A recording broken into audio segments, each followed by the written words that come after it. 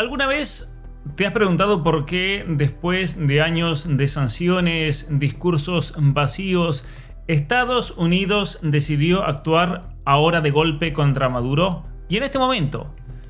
Y si te digo que no es solo por justicia o por combatir el narcoterrorismo, sino porque hay un plan mucho más profundo que podría cambiar el destino de toda Latinoamérica para siempre. ¿Y por qué los medios masivos lo reducen a un simple arresto cuando en realidad esto expone la verdadera guerra ideológica contra el socialismo que ha destruido naciones enteras? ¿Y por qué Trump y Marco Rubio hablan de estabilidad, de recuperación, de transición, pero priorizan el control del petróleo venezolano, la expulsión de influencias extranjeras y una presión brutal sobre el gobierno interino? A ver, ¿es esta la victoria que el mundo conservador ha esperado durante décadas? ¿O es el comienzo de un nuevo tipo de dominio imperial disfrazado de ayuda? ¿Y te has detenido a pensar qué pasará si este plan de 3 fases de estabilización con cuarentena económica, de recuperación con acceso privilegiado al petróleo para empresas de los Estados Unidos y esa transición podría durar años y se va a cumplir tal como lo describen? Y si el verdadero objetivo no es devolverle la libertad a los venezolanos, sino asegurar recursos estratégicos mientras se mantiene el control remoto. Por eso en este video vamos a ver los pasos detallados de este plan de los Estados Unidos: estabilización, recuperación, transición, y por qué podría ser la victoria que el mundo conservador ha esperado, o también el riesgo de un nuevo control imperial. ¿Te atreves a ver la verdad que solo pocos analizan? Mi nombre es Pablo Muñoz Iturrieta, muchas gracias por acompañarnos para analizar esta captura de Nicolás Maduro, que marca obviamente el inicio de lo que el gobierno de los Estados Unidos describe como un proceso hacia la estabilidad, hacia la transición en Venezuela. Anuncios muy importantes que vamos a analizar en este video, que provienen del Departamento de Estado, que es liderado por el secretario Marco Rubio. También algunos anuncios vamos a ver de la Casa Blanca, un enfoque de los Estados Unidos que se conoce como la doctrina Monroe, ¿no? Hace referencia a la doctrina de Monroe, un presidente del siglo XIX de los Estados Unidos, y que en este caso particular le está dando prioridad al acceso a los recursos, especialmente el petróleo, pero también las tierras raras, el oro, a los Estados Unidos para combatir el narcotráfico, para lograr lo que al menos lo presentan así como la estabilidad en la región, y todo esto sin la autorización explícita del Congreso, ni siquiera tener absolutamente nada de aval internacional. Por eso es muy importante entender cuáles son esos 3 pasos o etapas que el gobierno de los Estados Unidos ha delineado para esta situación. El plan principal que fue anunciado por Marco Rubio ante el Congreso de los Estados Unidos cuando fue a hablar, y básicamente se estructura en 3 etapas secuenciales muy importantes que tienen que ver con la transición, que tienen que ver con la recuperación, con la estabilización, perdón, en primer lugar, estabilizar al país, tanto económica como en cuanto a la seguridad, la recuperación y luego la transición. Un enfoque que obviamente y muchos lo están criticando porque es principalmente transaccional, y eso es verdad, ¿no es cierto? Le está dando prioridad a los intereses de los Estados Unidos, que tiene que ver con el petróleo, pero también con la seguridad nacional, y esto tiene una prioridad sobre una transición democrática inmediata, y por eso la oposición de Venezuela me parece que está tan desilusionada con esto, porque ellos tal vez esperaban que si iba a ser una transición democrática, al momento iban a obtener el poder, algo que por ahora, como lo he explicado en otros videos, es totalmente irrealizable. Bueno, en este plan de seguridad, de transición, en este plan de básicamente estabilización, no se especifican plazos fijos. No es que han dicho, bueno, vamos a hacer de aquí a fin de año hacemos tal cosa, luego al año que viene hacemos este y luego de ese año hacemos esta otra. No, absolutamente nada. De hecho, se estima que la estabilización del país podría tomar meses, la recuperación podría llevar muchos años y la transición es algo indefinido. Es decir, el gobierno actual, el gobierno chavista, podría incluso permanecer en el poder hasta el año 2031. Pero el plan se aplica sobre el gobierno interino de Delcy Rodríguez, quien debe cumplir o enfrentar todas estas consecuencias. Entonces, en primer lugar, y vamos a ir mencionando algunas de las cosas, la fase inicial tiene que ver con la estabilización de Venezuela, y que tiene un objetivo, me parece a mí, muy claro, ¿sí? Es decir, ellos quieren prevenir el caos post captura del mismo Maduro, porque obviamente que estamos ante una situación muy, pero muy complicada, porque ellos buscan evitar un colapso total de Venezuela, y esto obviamente incluye una cuarentena, una especie de cuarentena del país para controlar todo este vacío de poder que se ha seguido. Como dice aquí esta noticia de Reuters, el plan para Venezuela es la estabilidad, la recuperación y luego recién la transición. Bueno, este primer paso de estabilidad, ¿cómo lo van a hacer? En primer lugar, ejerciendo influencia sobre autoridades interinas, especialmente sobre Rodríguez, sobre Vladimir Padrino también, y esto lo van a hacer por medio de sanciones, lo van a hacer por medio de bloqueos navales, lo van a hacer por medio de amenazas militares, porque solamente así es que ellos van a poder asegurarse el control de las instituciones claves del país sin la presencia fija de los Estados Unidos, especialmente teniendo en cuenta que en Venezuela no hay embajada de los Estados Unidos desde el año 2019, y solamente de esa manera yo creo que van a poder negociar que el ejército venezolano no actúe en contra, que no resista. Eso por un lado. Otra cuestión muy complicada son los colectivos armados también.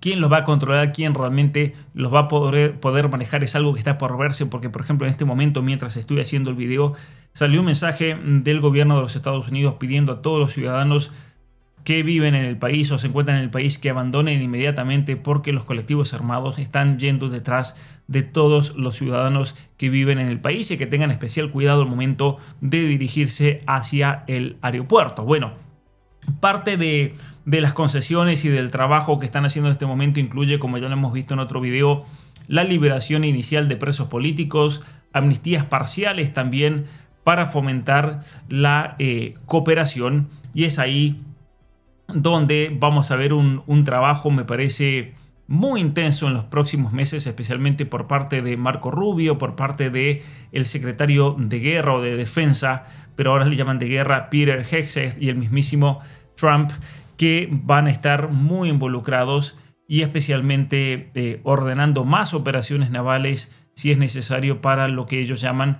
las operaciones contra narcóticos. Ahora, hay muchos desafíos realmente en todo este proceso, esta primera etapa de estabilidad. Hay ciertamente, y esto es algo que lo notan aquí en este estudio del Instituto Brookings, donde dicen que hay un riesgo real de guerra civil si el ejército se fractura o surgen resistencias internas. La etapa de estabilización no va a ser para nada fácil, y eso nos lleva a una segunda etapa, que va a ser la de recuperación, que es la fase intermedia, que es lo que va a pasar realmente en una situación así. Bueno, ¿cuál es el objetivo de la segunda etapa? Entonces, tenemos la primera etapa, estabilizar el país. Segunda etapa, reconstruir la economía y promover reconciliación nacional con énfasis en el petróleo como motor. Es decir, tenemos que aprovechar el petróleo, y por eso se habla de que en primer lugar hay que garantizar el acceso al petróleo venezolano por parte de compañías de los Estados Unidos, por parte de compañías aliadas. Por eso este artículo muy interesante del Grupo de Crisis Internacional dice, bueno, ahí vemos Viva la Patria, y acá dice: Venezuela después de Maduro es transacción o transición. Estamos aquí ante un negocio, transaction, o una transición de poder. Hacen un juego de palabras ahí en el inglés, porque obviamente que uno de los objetivos principales aquí, obviamente, y lo ha dicho el mismísimo presidente Trump en muchas ocasiones, reiteradas ocasiones, especialmente también en la reunión que tuvo con los ejecutivos petroleros, el objetivo principal ahora es asegurarse el tema del petróleo. Pero también aquí dentro de esta segunda etapa intermedia, como objetivo hay un proceso de reconciliación. Esto tiene que ver también con la liberación de opositores presos. Es algo que supuestamente ya está en curso, pero están denunciando que esto no se está haciendo como se debe ser. Liberación de los opositores presos, el retorno de exiliados y la reconstrucción de la sociedad civil. Un proceso de reconciliación que va a ser muy difícil porque eso obviamente ha generado, me parece a mí, mucho petróleo, mucho resentimiento, ha generado una desconfianza muy grande dentro de la sociedad. Yo no sé realmente cuánta gente que tuvo que exiliarse va a querer volver a Venezuela y no sé qué les parece a ustedes, pero a mí me parece en cierto sentido un poco irrealista, al menos irreal cómo está la situación actual, porque nadie va a querer arriesgar su vida tampoco. No es que la situación esté totalmente bajo control, para nada. También aquí entra de lleno el tema del petróleo. Una de las cosas que ha planteado el gobierno de los Estados Unidos para esta etapa es ejecutar un acuerdo para más o menos 30 a 50 millones de barriles vendidos a precio de mercado, con las ganancias que van a ser controladas por los Estados Unidos, pero para beneficio del pueblo, no para la corrupción de los que ahora controlan o hasta el momento controlaban realmente todo el proceso. También el presidente Trump ha hablado mucho de invertir en la infraestructura petrolera, porque la producción actual es más o menos de 1 millón de barriles al día, pero eso es una caída enorme, ya que en el año 2000, hace 25 años, se producían aproximadamente 3,2 millones de barriles diarios, y esto va a requerir de aproximadamente 90.000 millones de dólares en inversión. Y esto es un tema muy complicado también, porque ¿qué compañías realmente van a querer invertir 90.000 millones de dólares si realmente la estabilidad no está asegurada? ¿No es cierto? Esto es algo realmente complicado. Venezuela permaneció bajo sanciones de Estados Unidos desde 2019, pese a contar con aproximadamente una quinta parte de las reservas de petróleo del mundo. El país fue un proveedor clave de crudo para Estados Unidos y albergó múltiples compañías hasta 2007. Sin embargo, después, en el 2024, produjo alrededor del 1% del crudo mundial como consecuencia de años de subinversión, sanciones y embargos. Chevron, exenta de sanciones, se mantuvo como la única empresa estadounidense en operación.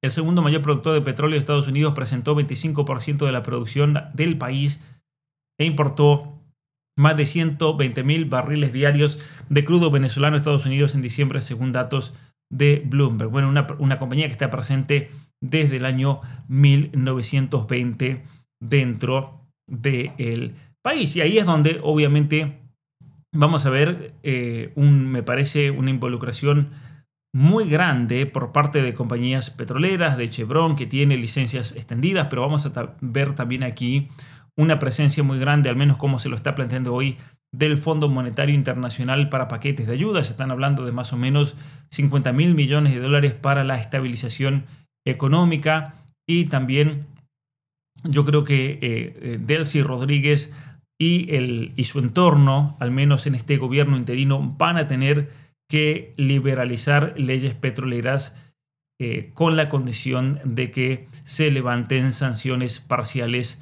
a Venezuela. Bueno, esto obviamente va a tener muchos desafíos. Hay una corrupción endémica dentro de Venezuela, hay muchísima corrupción. Está el tema de la deuda externa, está el tema de la escasez humanitaria.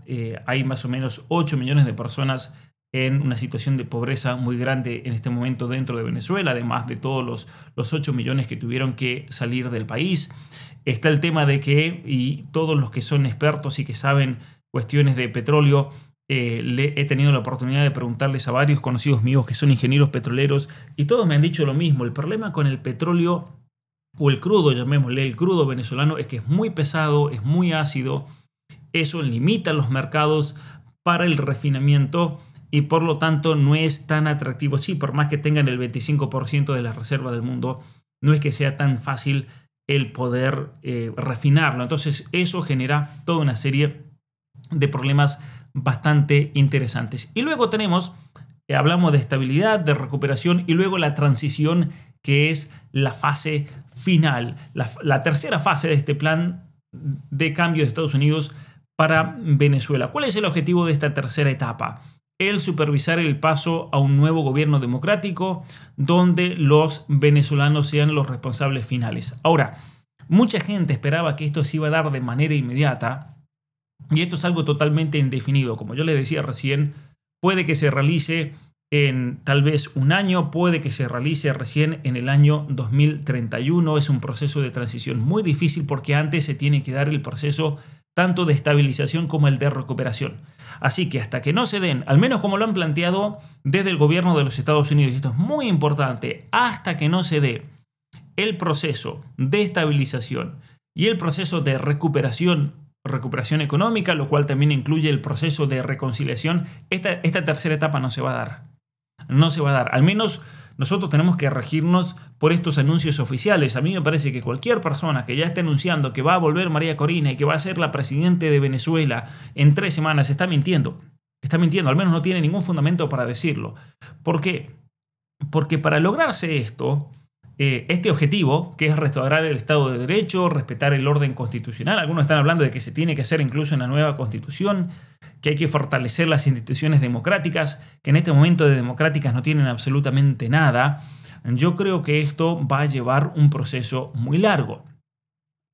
Obviamente que este tercer paso debe incorporar o incluir elecciones libres.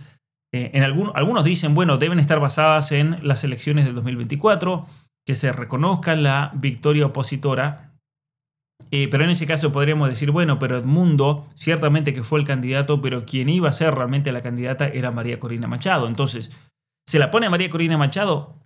Unos dirán sí, porque ella ganaría.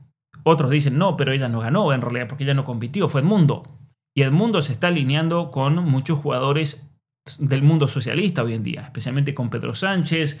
Realmente fue un error histórico el haber ido a visitar a Biden cuando ya habían tenido lugar las elecciones y fue directamente a la Casa Blanca y no fue a visitarlo a Trump, lo cual es una vergüenza total, ¿no es cierto? Pero bueno, más allá de eso, obviamente que esta tercera etapa va a tener que tener en cuenta las elecciones. Es ahí donde se va a tener que asegurar que los militares estén alineados con la autoridad civil, porque si no, no tiene sentido, si no le van a hacer un golpe de Estado. Se está hablando de que en este momento deberían hacer una amnistía para los oficiales medios, pero también se debe hacer una serie de juicios por las atrocidades cometidas por las fuerzas militares. Esto es un gran tema que yo creo que va a dar mucho que hablar en toda esta situación, qué es lo que va a pasar. O van a venir gobiernos democráticos que van a perdonar absolutamente todos y el problema entonces va a volver a ocurrir tarde o temprano. Bueno, Estados Unidos ha dicho que van a supervisar de manera remota, que no van a gobernar directamente, pero que van a usar la presión para dictar las políticas que tengan que ver con el petróleo y con las drogas. ¿Y quiénes van a ser supuestamente los involucrados aquí? ¿Qué es lo que interesa? Bueno, en primer lugar, el pueblo venezolano que va a tener que ir a votar, la oposición, aunque esa es la otra realidad, últimamente han sido muy dejados de lado, porque no son parte de este plan, ¿no es cierto? Este es recién el tercer paso. Vamos a ver qué pasa esta semana cuando María Corina Machado se reúna con Trump, que eso obviamente nos va a decir mucho acerca de esta tercera parte de esta fase, pero también de aquí me parece que va a hacer falta la comunidad internacional para todas las negociaciones multilaterales que van a ser realmente muy importantes en todo este proceso. ¿Hay desafíos? Sí, hay desafíos muy grandes. Obviamente que se arriesga el estancamiento de todo este proceso.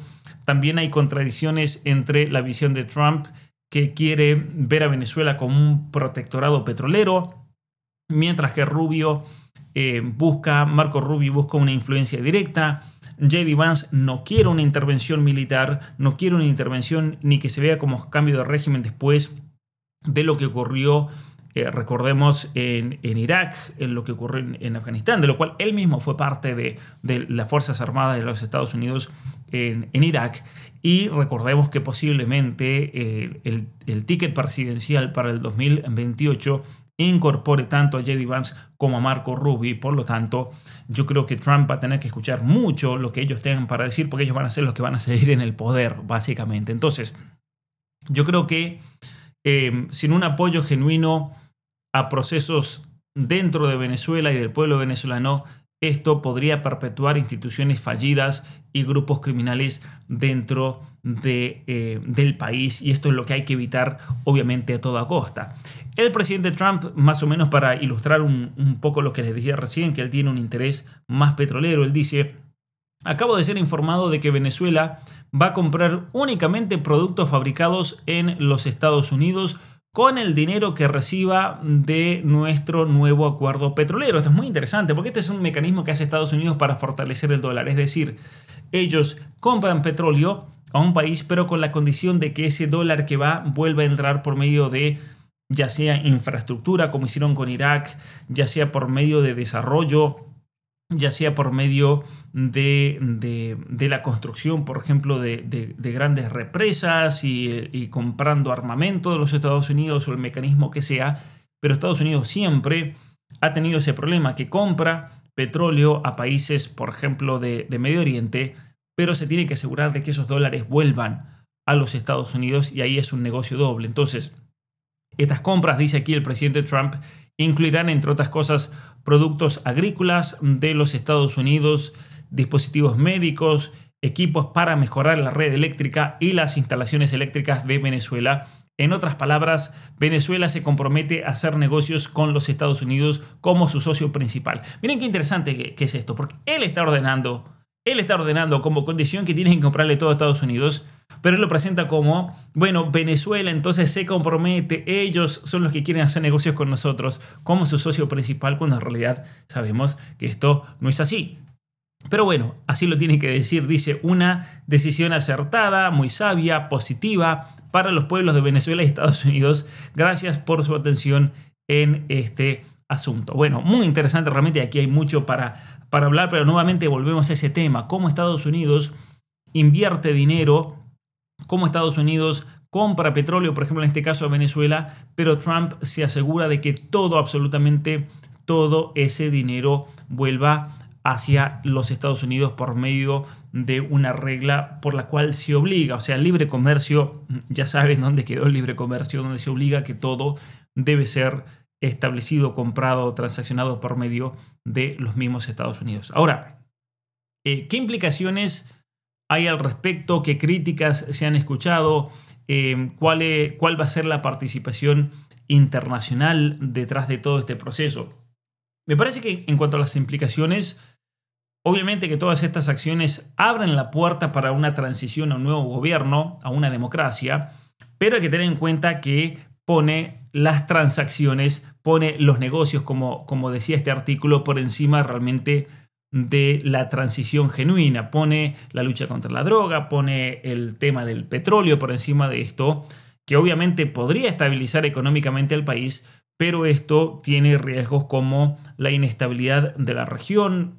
Si esto no funciona bien, va a haber una gran migración masiva, y esto puede llegar a fortalecer también a los actores criminales que ahora, ya que Maduro no está, pueden convertirse en agentes totalmente fuera de control y que Estados Unidos no va a poder controlar. Tenemos que ser realistas también.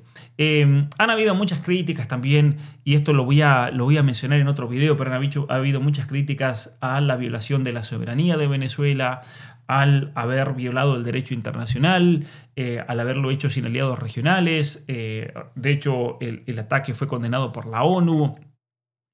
Bueno, todo eso lo voy a tratar en otro video para demostrar cómo la soberanía en realidad es un concepto que se ha forjado a lo largo de los siglos para proteger al pueblo, no a un gobierno.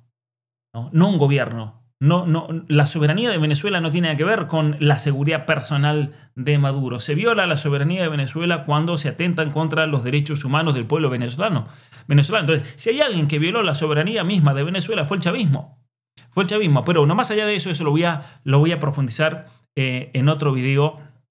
Pero ciertamente que es posible que los gobiernos derechistas de la región pongan presión para que haya una transición lo antes posible. También es un hecho que Cuba va a perder mucha influencia en la región. China, Rusia, Irán también van a perder influencia, no solamente dentro, me parece a mí, de Venezuela, sino también en los países aliados de todo este socialismo del siglo XXI. Pero vamos a ver realmente qué es lo que pasa luego con las amnistías y con todo ese proceso, porque eso nos va a decir muchísimo.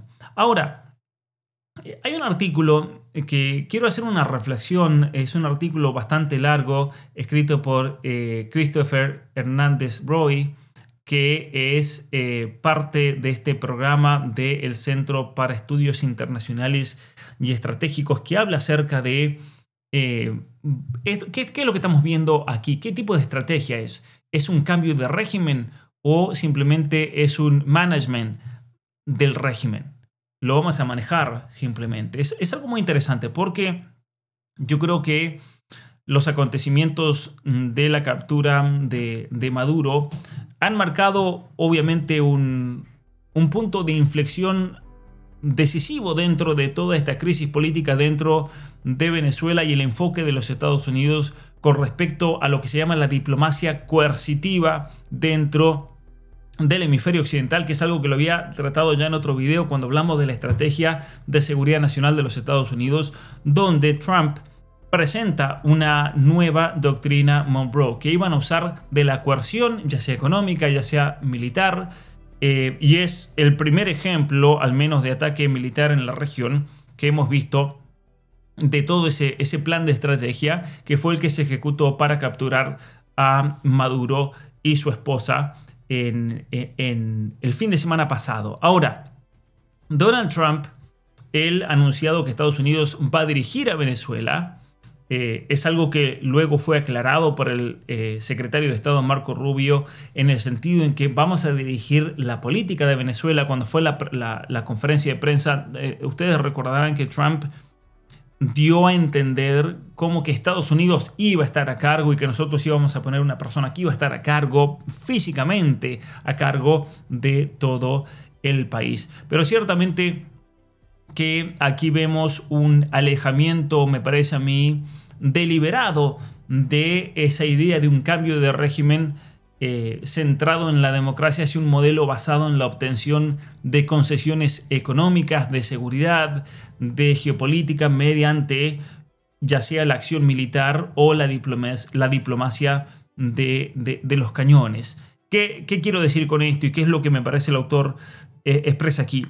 Que básicamente Trump ha puesto por encima de la transición y del fin de un régimen, ha puesto otras prioridades, especialmente la obtención de concesiones económicas, mientras eso no genere problemas de seguridad, mientras eso mejore la situación geopolítica de la región, no vamos a cambiar el régimen. Entonces, en lugar de buscar la legitimidad inmediata de un gobierno a través de las elecciones o de un rápido traspaso de poder hacia la oposición, la administración de Trump ha optado por darle prioridad al orden, al control, a resultados que sean ejecutables y que estén obviamente en consonancia con la visión de los intereses nacionales de los Estados Unidos. Esto es algo muy interesante, ¿no? Es algo que yo en la academia, y los invito a ir a mi academia, donde de paso les cuento que vamos a tener un club de lectura que va a comenzar ahora mismo, esta misma semana, 5 consejos para potenciar la inteligencia. Vamos a leer este libro de Enrique Rojas,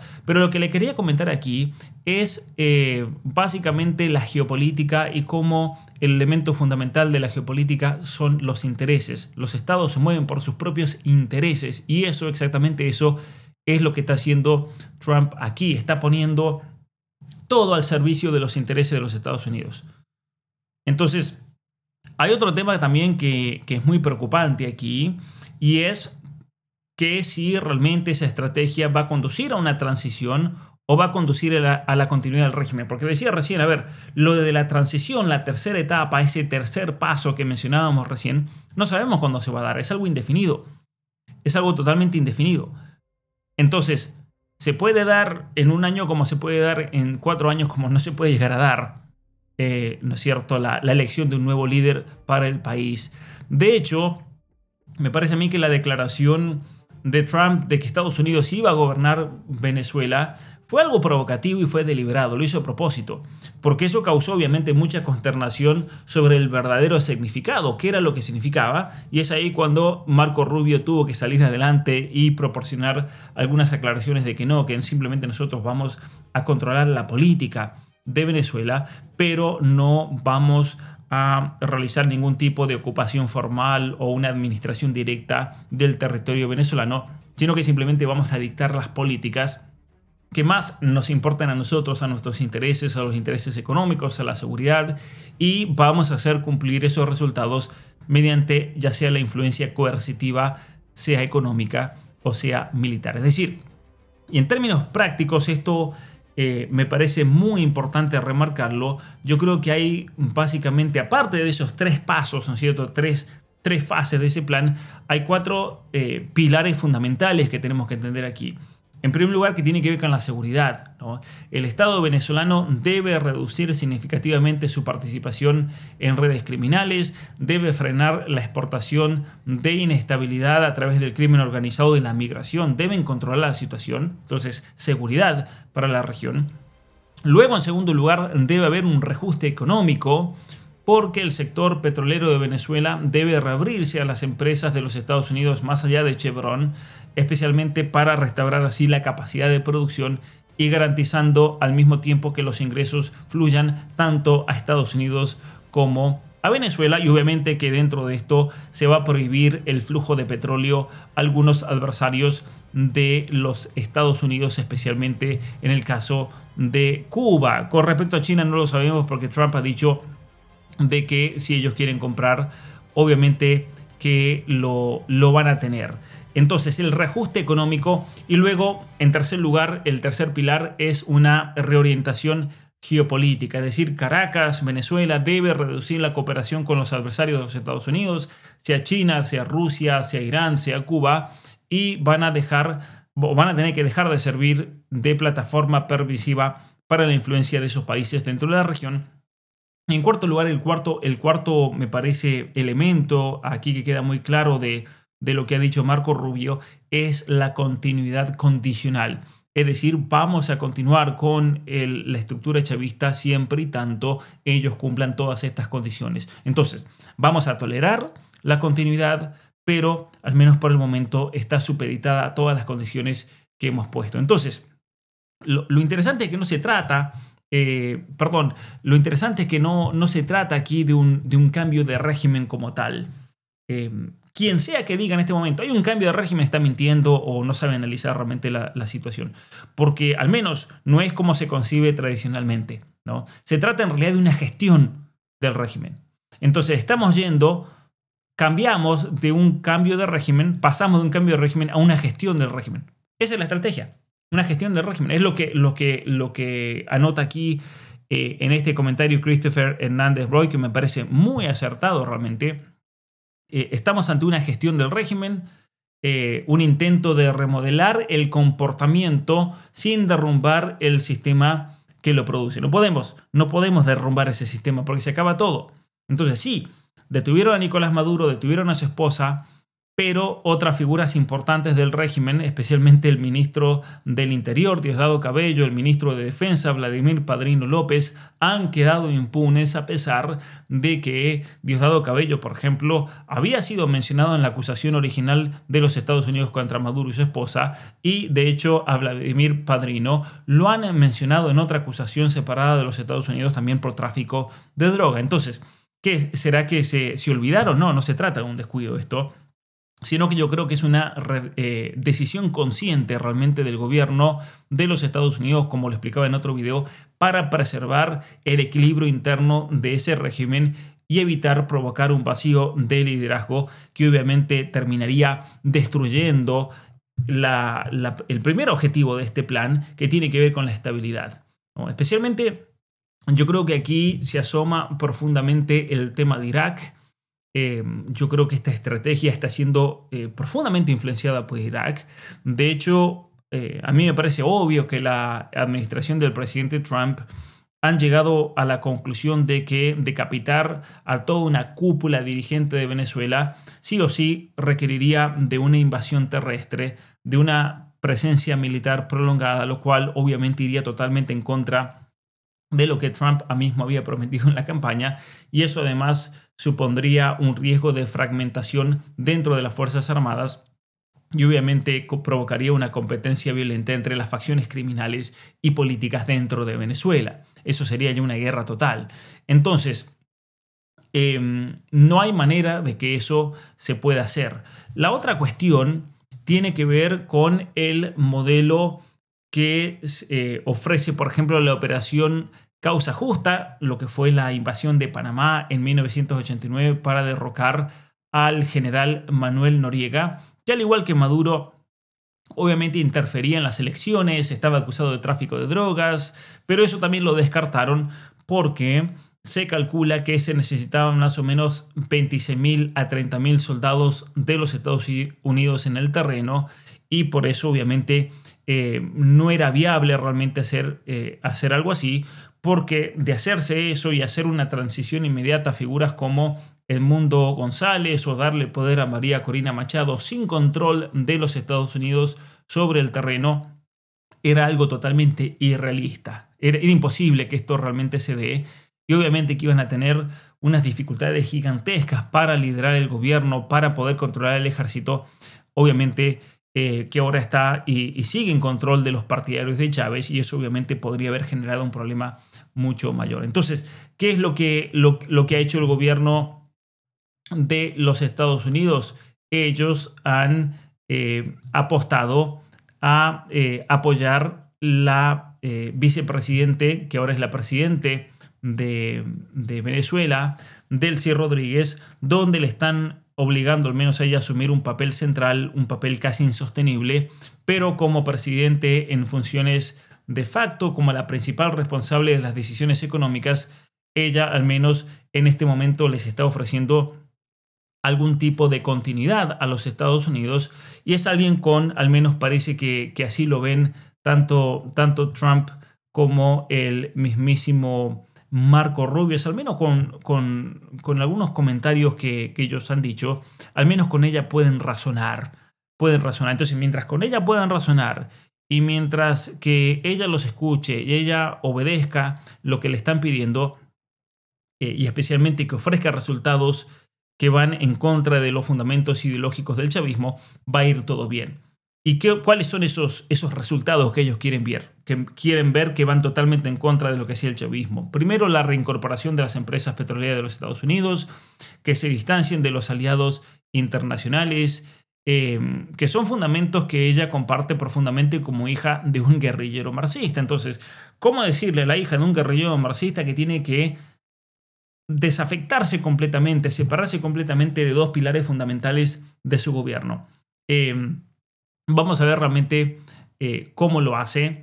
Yo creo que ella tiene que lograr un equilibrio entre las facciones chavistas y la presión de los Estados Unidos como una especie de espada de Damocles que le cuelga sobre su cabeza y puede caer en cualquier momento, y ella lo sabe. Porque ella además sigue dependiendo de padrinos, sigue dependiendo de Diosdado Cabello, que son los hombres armados, y incluso aunque controle la agencia de contrainteligencia venezolana, estos dos podrían tranquilamente optar por romper con ella si consideran que es demasiado complaciente con Washington, y eso puede generar un problema enorme, ¿no es cierto? Porque recordemos, en Venezuela hay colectivos o fuerzas militares que están armados con rifle de asalto, que están patrullando las calles de Caracas, que están deteniendo a periodistas, que están reprimiendo cualquier muestra de apoyo a la destitución de Maduro. Es una situación muy difícil. Sí, probablemente que esto esté relacionado con una orden de emergencia de 90 días que instruye a la policía a capturar a cualquiera que haya apoyado la acción de los Estados Unidos contra Venezuela. Pero esto también puede indicar, me parece a mí, el comienzo de un periodo más profundo de represión para evitar cualquier protesta masiva a favor de un cambio de régimen más completo y el regreso de la oposición democrática. Entonces, si esto llega a pasar, Estados Unidos no va a querer quedar pegado a eso, y aunque la administración, me parece a mí, de Trump, ellos insistan de que solamente están aplicando la política, hay un dicho que usan los niños que me parece que viene y lo usan los comerciantes que tiene que tiene mucho para decir, ¿no? El comerciante dice, si lo tocas lo compras, ¿no? Los niños decíamos cuando éramos niños, el que lo rompe lo paga, ¿no? Si rompes la situación en Venezuela lo pagas. Y ciertamente que en Venezuela se ha alterado por la fuerza la dinámica de liderazgo de poder, y obviamente que Estados Unidos va a tener que asumir la responsabilidad de los resultados de la política. Entonces ellos, quieran o no, los Estados Unidos ha adquirido de facto la propiedad de las consecuencias. Entonces, ¿qué pasa? Si persisten, por ejemplo, la naturaleza delictiva de las estructuras del régimen que están implicadas en el tráfico de drogas, en la minería ilegal del oro, por ejemplo, en cualquier otro tipo de actividad ilícita, si aumenta la inmigración, por ejemplo, debido al aumento de la represión, o si la producción del petróleo se tambalea o se intensifica la violencia, obviamente que la responsabilidad va a caer sobre Trump. Y eso es un tema. Y esta realidad me parece a mí que va a terminar limitando la flexibilidad de los Estados Unidos y puede llegar a transformar a Venezuela en un verdadero desafío de política exterior, especialmente por esta táctica de responsabilidad o de gestión de régimen que casi con toda seguridad, me parece a mí, va a requerir de una acción más dinámica para corregir el rumbo si esto se llega a ir de las manos. Entonces, nuevamente, Estados Unidos tiene 3 pasos que quiere cumplir, pero lo más importante de todo esto es que ya pasamos de un cambio de régimen a una gestión del régimen. Ellos optaron por gestionar a Venezuela en lugar de liberarla.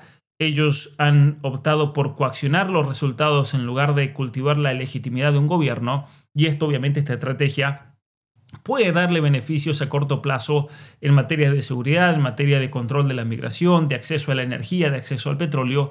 Incluso puede evitar, esperemos, un colapso de la situación en Venezuela, pero también esto vincula, me parece, al gobierno de Trump al destino de Venezuela de formas que van a ser muy difíciles de deshacerse, y especialmente porque no se han hecho, o al menos no se ha hecho un llamado inmediato de elecciones libres y justas, porque no es una prioridad y por lo tanto Trump va a quedar pegado, porque si las cosas van mal, uno podría decir, bueno, hicieron elecciones, es culpa de la que ganó, por ejemplo, de María Corina Machado, si todo explota, pero no, si todo explota va a ser culpa de Trump. Entonces aquí yo creo que hay un problema muy serio, y esto obviamente conlleva a riesgos muy grandes para los Estados Unidos, porque ahora se va a ver obligado a gestionar todo este problema como un problema propio. Vamos a ver qué pasa realmente. Esperemos que estos 3 pasos obviamente se den lo más pronto posible. Esperemos que la situación en Venezuela mejore, pero yo creo que hay que entender y hay que ser muy realista. La situación en Venezuela no es para nada fácil. Mientras más analizamos, más se complica, me parece a mí, el panorama, pero también me gustaría escuchar los comentarios y la opinión de todos ustedes. Mi nombre es Pablo Muñoz Iturrita. Muchas gracias por ver este video. Los invito a suscribirse si son nuevos en este canal, a darle me gusta, a compartir y nuevamente comenten, que me gusta leer también lo que ustedes opinan y las críticas que tengan para hacer. Muchas gracias.